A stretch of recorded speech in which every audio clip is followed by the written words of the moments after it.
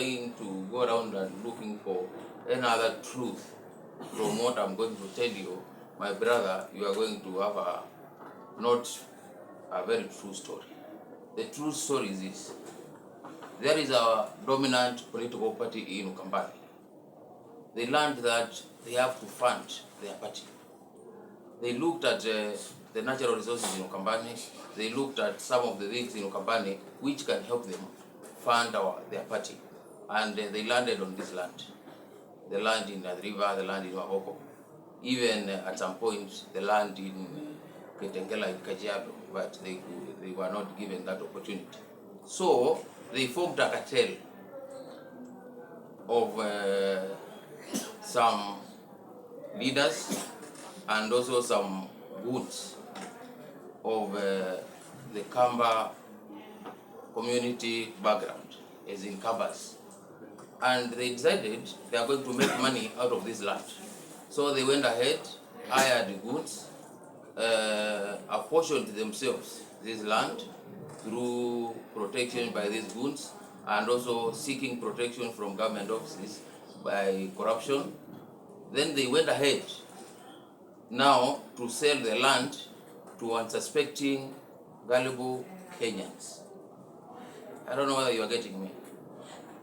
Some people have come together, have decided to look for money, and they have seen there's some land in our region which you can use to raise funds for a political party. So if we can use our political position and our popularity in Ukambani and look for a way of a mafia way of operation, that we make sure that we are the ones who are selling this land. So they managed to do that very well. Today, I was shocked to see the name of only one member of parliament in the list being investigated by DCI.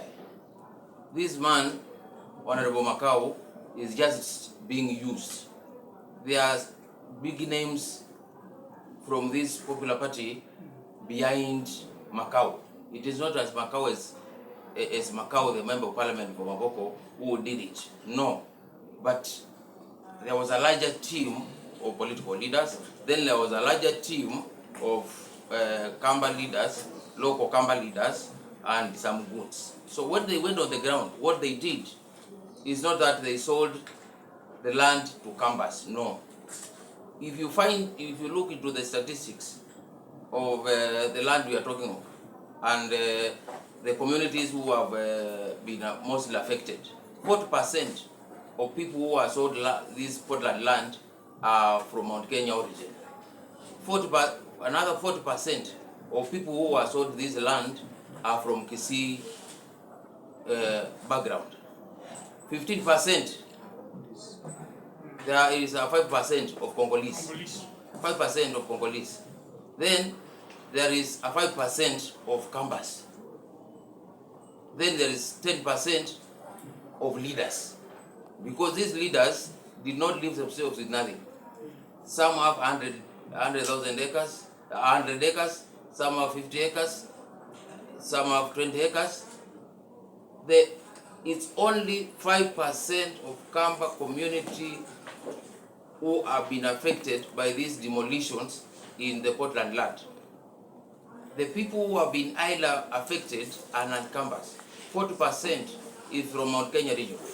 40% is from Kisii region. 5% is from Congolese background, refugees. But the people who have benefited from this money, the cartel, the mafia kind of formation, which has benefited from this money, is made up of total 100% Kamba leaders from a party which is dominant in Ukambani. This money has been funding that party for the last 10 years. That is the reality. And we have to bring it out so that it can go out there and be seen.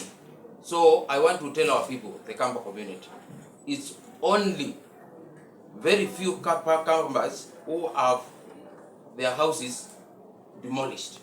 If we compare the number of houses of the Kamba people who have been demolished in the Portland land, is only 10%. But 40%, another 80%, actually 85% 80% is from some Kenyans from other regions, 5% is from some Congolese. Only 10% is Kambas. So, but all the money went to some Kamba leaders. No other person who gained advantage of this. So, whom are we supposed to go after? We are supposed to go after the people who smartly went ahead and got hold of the land, lied to the people, masqueraded